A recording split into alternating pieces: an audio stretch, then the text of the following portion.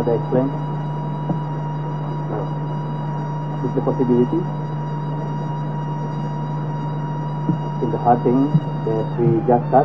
We can also do like when it comes.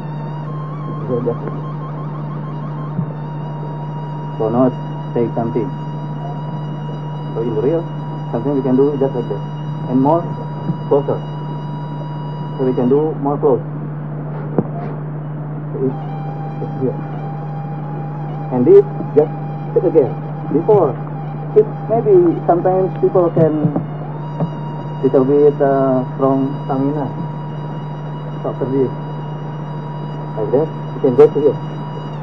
So like this, and this, and the arm.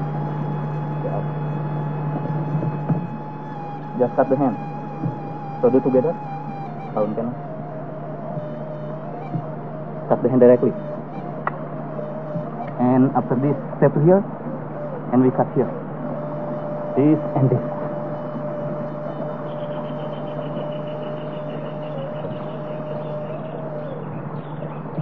That's also. That's the variation of the block. So the block can be also directly, but the important is the step. So not do like this. Not do like this.